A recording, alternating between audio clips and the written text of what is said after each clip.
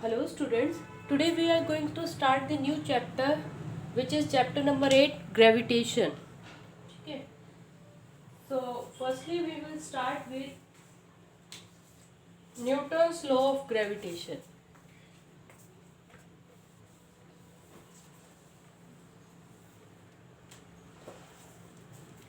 First topic is Newton's law of gravitation.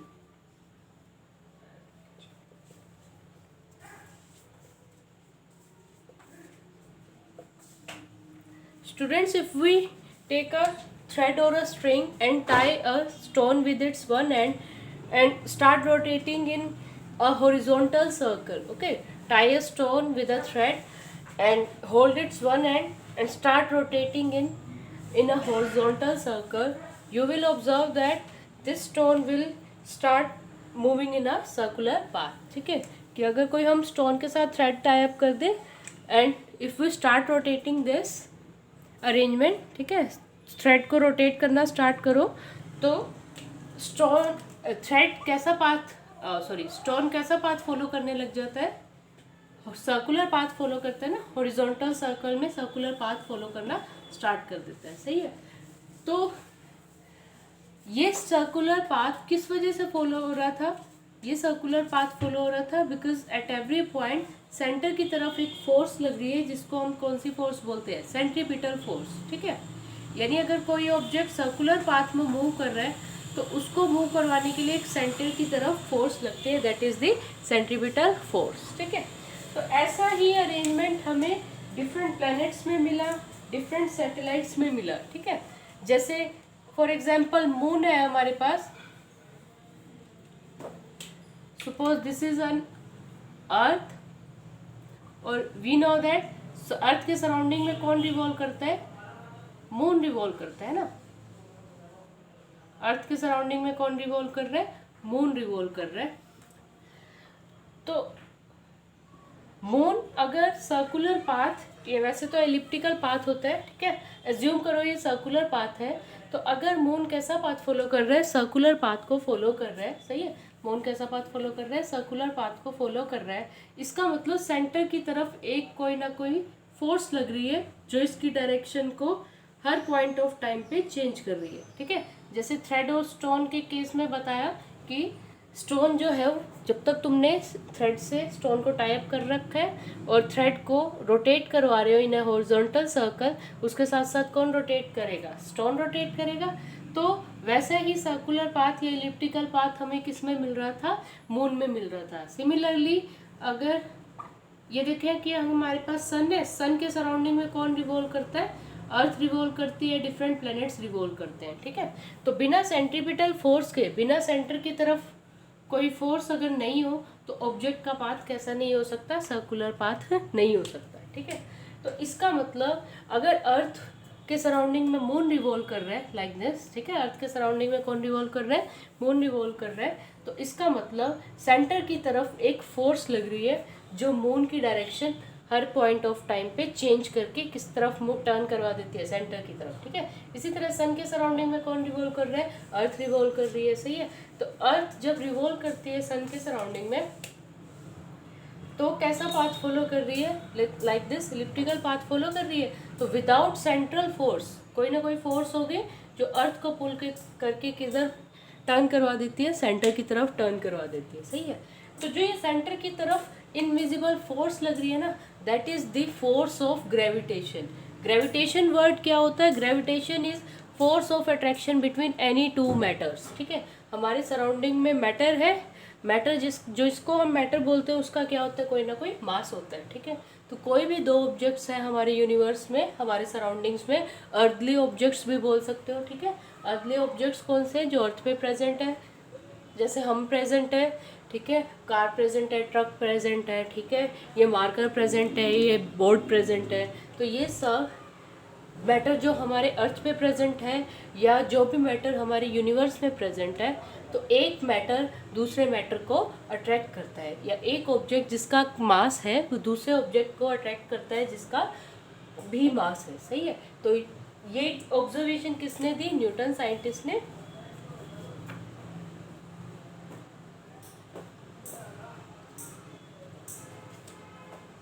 ये observation किसने दी? Newton scientist ने। तो ऑब्जर्वेशन न्यूटन ने दी और साथ साथ इसका फॉर्मूला भी हमें दिया। That formula is known as Newton's law of gravitation. ठीक है, तो न्यूटन्स लॉ ऑफ ग्रेविटेशन किस बारे में है? That if there are two objects, ठीक है, टू डिफरेंट ऑब्जेक्ट्स है और दोनों का मास होगा, मैटर होना चाहिए। ठीक है, तो मास फर्स्ट ऑब्जेक्ट का सपोज m1, सेकंड का m2, सही है। अब दोनों के सेंटर टू सेंटर डिस्टेंस है सपोज r, सही है, सेंटर टू सेंटर डिस्टेंस दोनों का क्या है? Suppose r। अब ये दो ऑब्जेक्ट्स, दो प्लैनेट्स हो सकते हैं, या एक प्लैनेट और एक सैटेलाइट हो सकती है, सही है, या एक स्टार और प्लैनेट हो सकता है। फॉर एग्जांपल ये मून या अर्थ ले लो, ये दो ऑब्जेक्ट्स, चाहे सन कंसीडर कर लो या अर्थ कंसीडर कर लो, या ये फॉर वन गैलेक्सी ये सेकंड गैलेक्सी कंसीडर कर लो, ठीक है, या ये दो मार्कर्स कंसीडर कर लो, सही है, या दो ह्यूमन बींग्स कंसीडर कर लो। जो भी ऑब्जेक्ट जिनका भी मास है उन पे ये लॉ एप्लीकेबल है, सही है। तो अगर दो ऑब्जेक्ट्स हैं, one is having the mass m1 and another one is having the mass m2 and they are separated by a distance of r and this distance is measured from their center, distance is measured from their center। तो Newton ने क्या observe किया कि जो Newton's law of gravitation में these two objects are attracting each other, ठीक है। First of all there is attraction between these two objects, यानी suppose one object is A and another object is B, ठीक है, तो A is pulling B towards itself and B is pulling A towards itself, ठीक है। तो there is an attractive force between these two objects, ठीक है। कोई भी ऑब्जेक्ट्स जो भी मैटर है, अगर उनके बीच में ग्रेविटेशनल फोर्स लग रही है तो ग्रेविटेशनल फोर्स का नेचर क्या होता है? Always attractive, never repulsive. कभी भी दो ऑब्जेक्ट्स एक दूसरे को रिपेल नहीं करते, हाँ क्या करते हैं? एक दूसरे को ऑलवेज अट्रैक्ट करते हैं, ठीक है। यानी ए बी को अपनी तरफ पुल करेगा, सिमिलरली बी ए को अपनी तरफ पुल करेगा, सही है। पुश कोई भी नहीं कर रहे हैं, पुल करेंगे दोनों के दोनों, सही है। किस पे एप्लीकेबल है? मैटर पे एप्लीकेबल है। मैटर किसको बोलते हैं? जो भी हमारी सराउंडिंग्स में ऑब्जेक्ट है जिनका भी मास होता है या जिनको हम 5 सेंस ऑर्गन से फील कर सकते हैं, जिनको भी हम 5 सेंस ऑर्गन से फील सकते हैं, दैट इज द मैटर, ठीक है। तो कौन कौन से हैं 5 sense organs? Ear, eyes, skin, tongue, nose, ठीक है। तो जिसको हम सुन सके, जिसको देख सके, जिसको फील कर सके, टच कर सके, ठीक है, जिसको टेस्ट कर सके या जिसे स्मेल कर सके, दैट इज द मैटर। तो हर मैटर पे क्या एप्लीकेबल है? न्यूटन्स लॉ ऑफ ग्रेविटेशन, सही है। तो न्यूटन्स लॉ ऑफ ग्रेविटेशन में एक फोर्स लगती है, that is known as force of gravitation, सही है। तो that force, suppose we denote that force by the symbol capital F, ठीक है। सिंबल्स हमेशा याद रखनी चाहिए, जो डेरिवेशन के टाइम पे इनकी डेफिनेशन है, जो मीनिंग है, वही न्यूमेरिकल्स के टाइम पर होता है, सही है। So what is capital F here? F is the force of gravitation and what is gravitation? Gravitation is the attractive force between any two matter, any two objects, any two particles, सही है। So this force is directly proportional to product of masses, multiplication of masses of two objects, ठीक है। यानी ये दोनों objects के masses को लो, suppose इसका मास है 2 kg, इसका मास है सपोज 8 kg, ठीक है। तो इन दोनों मासेस के प्रोडक्ट के इक्वल प्रोपोर्शनल होगा। What is the meaning of proportional? कि जितना ज़्यादा इस मल्टीप्लिकेशन का रिजल्ट आएगा उतना gravitational force of attraction, gravitational force of attraction उतना ज़्यादा इन दो ऑब्जेक्ट्स के बीच में स्ट्रॉन्ग होगा, ठीक है। जितने हैवी ऑब्जेक्ट्स है उतना ज़्यादा फोर्स ऑफ ग्रेविटेशन होगा। यानी कि अगर मैं यहाँ पर दो गैलेक्सीज कंसीडर कर लूँ, दो one Galaxy is having mass m1, second Galaxy is having mass m2, सही है। तो इनका मास बहुत ज़्यादा होता है, ठीक है। तो ये फोर्स क्या आएगी? बहुत ज़्यादा आएगी एज कम्पेयर टू, सपोज एक बार तो हम गैलेक्सीज कंसीडर कर लिए दोनों ऑब्जेक्ट्स को, ठीक है, एक this one is first Galaxy, this one is second Galaxy, और एक बार सपोज ये दो मार्कर्स के बीच में हम ग्रेविटेशनल फोर्स निकाल रहे हैं, सही है। So suppose m1 is the mass of first marker and m2 is the mass of second marker, ठीक है। तो इनके बीच में भी ग्रेविटेशनल फोर्स है एंड दो गैलेक्सीज के बीच में भी ग्रेविटेशनल फोर्स ऑफ अट्रैक्शन है, बट स्ट्रॉन्ग किस में होगी, गैलेक्सीज में होगी। Why so, because in mass of the galaxies are very very large as compare to the mass of these markers, सही है। तो force of gravitation, force of attraction between two objects is directly proportional to product of their masses. जितना product की value ज़्यादा उतना force of gravitation ज़्यादा, सही है। And this attraction force also depends upon the distance, यानी distance के vary करने से फोर्स पे इफेक्ट पड़ रहा था, सही है। तो इसका क्या मीनिंग हुआ, और फोर्स पे कैसे डिपेंडेंट है, फोर्स के इन्वर्सली प्रोपोर्शनल है, सही है। तो अगर force this force is inversely proportional to the square of distance between two particles. We are denoting the distance by r, so this force is inversely proportional to square of distance between two objects, that is r square, सही है। इसका क्या meaning है कि अगर suppose r को हमने increase कर दिया 2 टाइम्स, यानी ये ऑब्जेक्ट जितने भी डिस्टेंस पे थे उसका डबल डिस्टेंस पे दूर ले गए हम, तो फोर्स क्या होगा हमारे पास, फोर्स जो है ना इसके स्केयर टाइम्स डिक्रीज कर जाएगा, है ना। न्यूटन ने क्या ऑब्जर्व किया, that force is dependent upon the distance between the two objects, okay, force is dependent on the distance between the two objects, but it is inversely proportional. Inverse means उल्टा relation होगा, if R is increasing force will decrease, ठीक है। Are increase means अगर दो objects ज़्यादा distance पे है तो फोर्स उनके बीच में क्या होगी, वीक फोर्स लगेगी, सही है। और अगर आर क्या होगा, आर की वैल्यू कम है तो फोर्स की वैल्यू क्या हो जाएगी, ज़्यादा हो जाएगी, सही है। तो अगर आप आर को 2 टाइम्स जितना और जितने डिस्टेंस पर आप प्रेजेंट है उसका डबल कर दो, तो जो फोर्स है ना वो डिक्रीज होगी, बट वो 2 टाइम्स डिक्रीज नहीं होगी, force will decrease by 4 times, क्योंकि फोर्स पे कैसे इफेक्ट पड़ रहा है, स्केयर फॉर्म में डिक्रीज करती है फोर्स, ठीक है। तो मास पे ये डायरेक्टली प्रोपोर्शनल और डिस्टेंस के कैसे प्रोपोर्शनल है, इनवर्सली प्रोपोर्शनल। अगर आप डिस्टेंस को, ओरिजिनल डिस्टेंस का सपोज 10 टाइम्स ले गए तो फोर्स 10 टाइम्स डिक्रीज नहीं करेगी, attractive force between two objects 10 time decrease नहीं करेगी, फोर्स कितना डिक्रीज कर जाएगी, 100 टाइम्स डिक्रीज कर जाएगी, ये मीनिंग होता है इसका, सही है।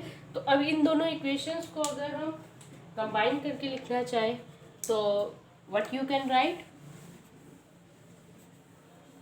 you can write that combine both these equation, f is proportional to m1 m2 by r square, सही है। अब हमें पता है कि प्रोपोर्शनलिटी हटाने के बाद क्या होता है, प्रोपोर्शनलिटी सिंबल हटाने से क्या होगा, इक्वल्स टू का सिंबल लगेगा और एक कांस्टेंट लग जाएगा, सही है। प्रोपोर्शनलिटी हटाने से क्या लगेगा, इक्वल्स टू का सिंबल एंड कांस्टेंट, तो f is equals to g, ठीक है, capital G m1 m2 by r square, सही है। And this capital G is known as universal gravitational constant, capital G here is the universal gravitational constant, okay. तो इसको universal gravitational constant क्यों बोलते हैं, because हम दो ऑब्जेक्ट्स, कोई भी ऑब्जेक्ट्स लें, हर बार G की वैल्यू क्या रहेगी, यहाँ पे कांस्टेंट रहेगी। मतलब ये दो ऑब्जेक्ट्स, चाहे तुम मार्कर लो, चाहे दो गैलेक्सीज लो, चाहे एक सन लो और एक प्लैनेट ले लो, सही है, कोई दो एस्ट्रॉइड्स ले लो, सही है। तो हर एक केस में दो बाइक ले लो, बाइक के बीच में ग्रेविटेशनल फोर्स कितनी है, ठीक है। आप सपोज एक रूम में प्रेजेंट है अपने फादर के साथ या अपनी मदर के साथ, तो आप के और आपके फादर मदर के बीच में भी क्या है, gravitational force of attraction.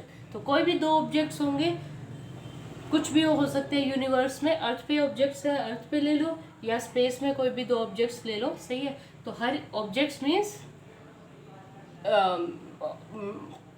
Bodies present in the space और bodies present on the earth, ठीक है।